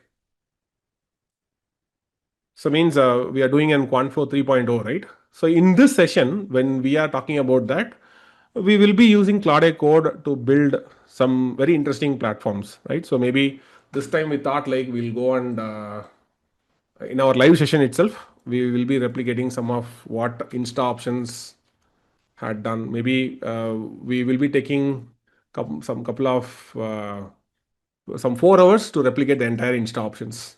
Right? That's what. Um, This is a kind of an option tool, probably very interesting option tool. Kind of very basic tools you can find over here, which probably I think I'm going to show you within 4 hours how you can replicate entire Insta options, including charting and everything, right? And in our live session, we'll be demonstrating those things, right? So that's what we're gonna do using OpenAlgo. On top of OpenAlgo, how we can build those things using Claude code in our 75 plus hours of live coding session. The two session we're gonna cover those things, the basic option stuff, how to build it.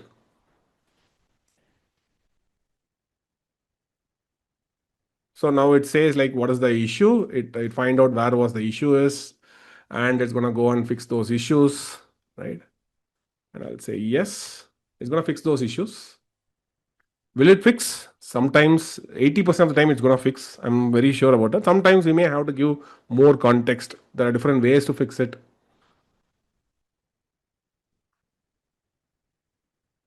So it's writing those codes inside OpenAlgo itself.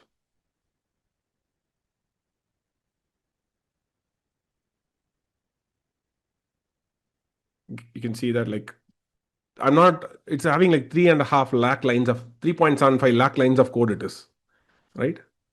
So it knows exactly where to go and fix it. You don't need to worry about that. You have to be very shrewd only in testing part.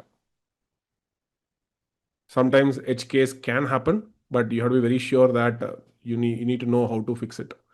And then there are a couple of tools, like a couple of plugins we are having, like code review plugin. So I'm going to say like use the code review plugin to review the code. So like every developer, right?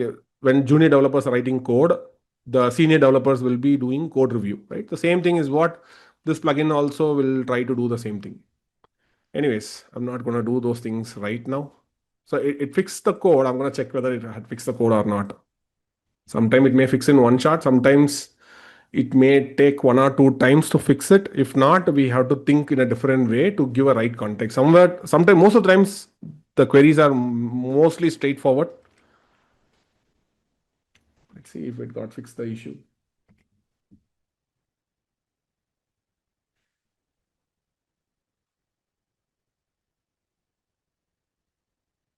Historify, data catalog, export. I want to give that 7 minute. Add, remove that, export. It worked, right? So that is how we fix issues. It may sound silly, but that is how we build on demand. So people keep on giving, hey, this is not working, that is not working, this is not working. I'll be keep on fixing things. I'll be what are the screenshot, what are the logs these guys are providing, right? The community members, whoever is helping us, will be fixing those things. So it's not something rocket science that I'm trying to do.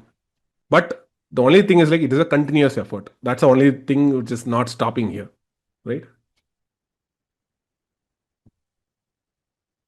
Okay, SB says I was the Parquet file guy. Okay, great. And you may think it is rocket science, but I think this is the new standard that we are living in.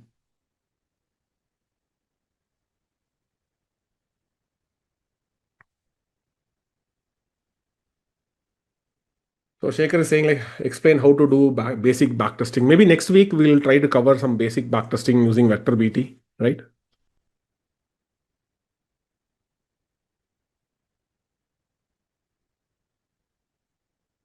But a lot of things that we are doing that we are uh, the most of the element is not building something randomly, right? Anybody can build a simple app very easily, but trying to build a complex app like OpenAlgo is a tedious job, even if you're going to use AI tools, right? I would say like at least I will be working some 10 to 12 hours every day on AI tools. People say like if AI tool comes, human will not be coding and the human will not be working at all. That is wrong. Human is going to work even more bigger because we're not going to build some simple things. We're not going to build an one-story building or a two-story building. We're going to build a skyscrapers here, right? And in no time.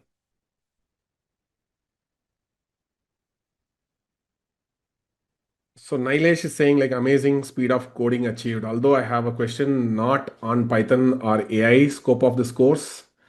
Apologize, I am not an options or future trader. I'm a equity trader, like CNC trader. OpenAlgo has a feature of analyze testing strategies using Python, download historical data. Can we have similar features in Algo Mojo? Like, by the way, I'm out of Algo Mojo for more than like 3 years now. I'm no more connected with any of those vendors. I'm no more connected with any of the brokers, right?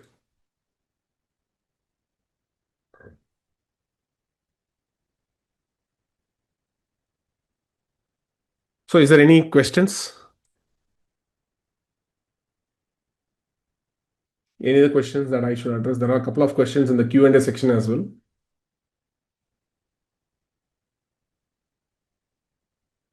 So without opening VS Code or putting any code, can we use OpenAlgo creating strategy send order? Of course, you can do that. There is another method called Docker method. So using that method, you can run OpenAlgo 24 bar 7. You don't need Python. You don't need VS Code. You don't need anything basically. All you need is only Docker is what you need. You should explore this example, Docker development.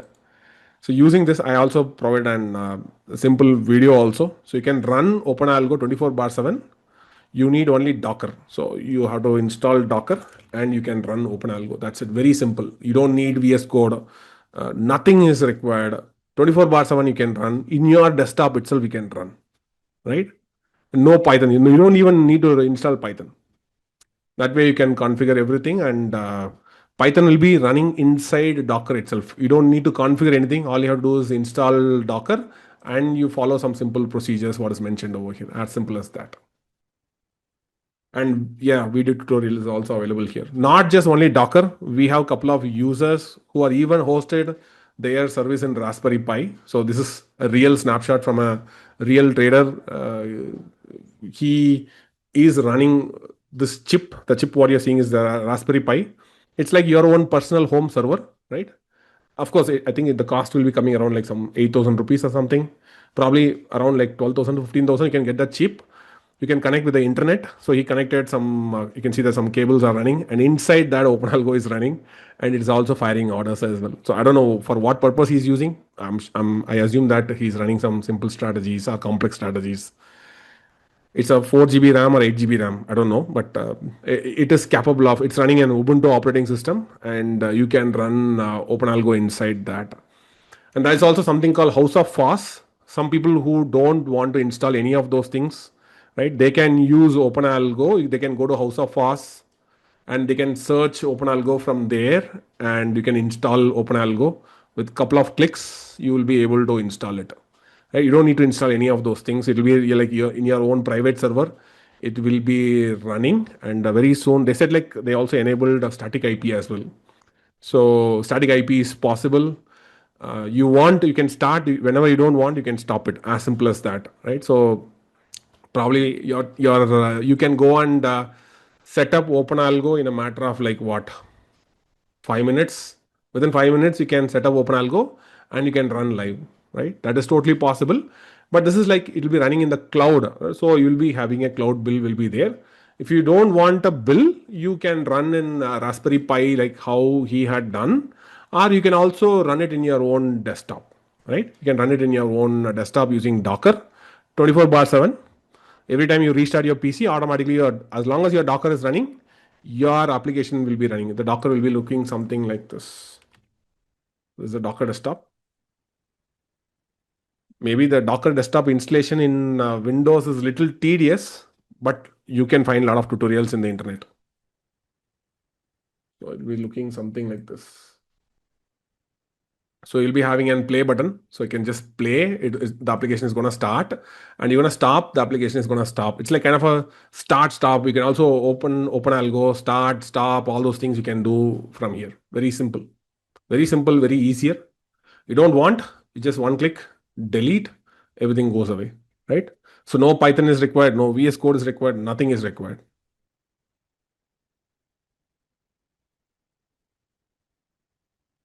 So SB is saying that in the DuckDB backend, are you storing some queries as SQL views or dynamically creating those queries in Python?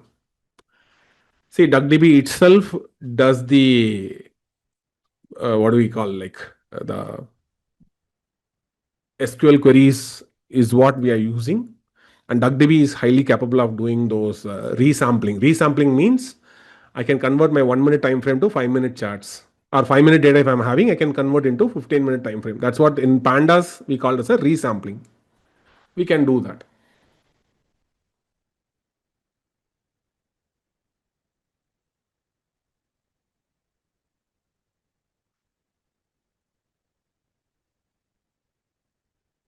Yogesh is asking, is V2 releasing this week? Yeah, coming most likely, I think another 3 days we are planning to go live. Once flow is done, we'll be only doing testing only. We are already testing with various brokers because 25 brokers has been integrated, right? So most of the features has been done already, done, tested, everything has been there. Only feature that I'm waiting is like for flow, which my another colleague Kalevani is building. So most likely Monday we are expecting OpenAlgo flow to be released, and then 1 day testing only. So next 2 days, probably Tuesday and Wednesday, we will be testing it. Max to max, we'll be launching it by Thursday, right? That's the whole idea behind that. So without testing, I don't want to uh, release at all, right? So because a lot of small issues, as I said, as you can see, like how we had fixed the issues. This is how I'll be fixing the issues. So once all the issues has been sorted out, right? So that is where the community help comes in. If you're finding any issues, do let me know. It's very simple to install OpenAlgo. I also posted how to install OpenAlgo, the latest version. You can now itself you can go and try it out, but don't try to execute in live accounts because still we've been keep testing it, and we've been keep getting issues, small issues here and there, right? So it's a lot of enhancements we are doing. It's not like we are just building things, we are only fixing issues. While fixing, we are having a different idea. Okay, why not we can build something like this? So we are completely adding new features also along with that. So that is how today I thought like, let me go and try Python, right? So I'll try to do this Python strategy. I thought of fixing this. The day started for me in fixing the morning. There was issues there. Then I was keep on testing. Small errors was there. Some logical flaw was there. I've been keep on fixing those logical flaws, and even I have to write a guide as well. So somebody who is very new to Python, how to do this, like what kind, some sample strategies, and some FAQs. So the entire thing is written by an AI tool, right? All I had to do is like, I don't want this. Maybe you just add some status, change the special sessions, how to add special sessions. So I'll tell what questionnaire it has to be there, and it's gonna come up with an answer, right? So that is how it is.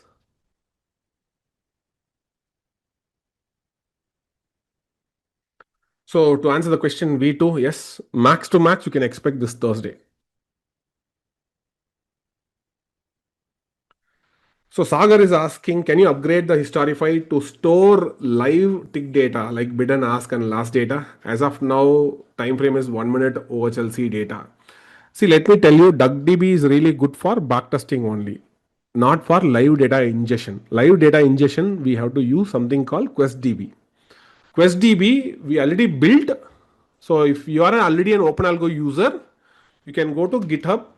Instead of OpenAlgo, type OpenQuest, right? You will be finding this QuestDB. QuestDB is really an real-time database which stores every tick level data. So here we are storing the bid, ask, LTP, everything, and we are also aggregating that to build real-time candlestick charts, and we are displaying in the trading view also. So that we had done already. So that is, you have to go and check with OpenQuest.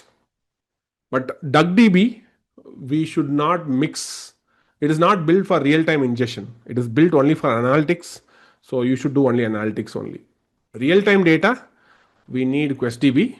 But right now, I'm gonna keep it outside OpenAlgo only. Right? You can use it outside OpenAlgo, and you can use it for your own purpose. That is totally possible. I hope Sagar get the context.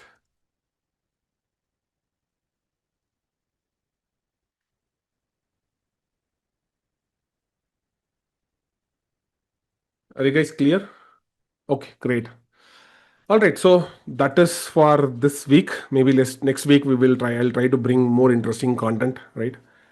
And next week we will be doing a lot of data visualization using ChatGPT, right? So I'll show you a couple of interesting data visualization, because one of the another great capabilities of OpenAlgo is like you can build your own data visualization tools. You can build your own payoff graph, or you can build your own let's say like open interest charts. You can build your own profit tables and all those things. A lot of very interesting things you can build. You can build your own heat maps, real time heat maps, streaming heat maps, right? Or maybe next week I'll show you like what are the capabilities of OpenAlgo, and at the same time we'll also learn some of the basic Python library packages related to data visualization as well. So see you in the next week. Until then, bye bye. Thank you.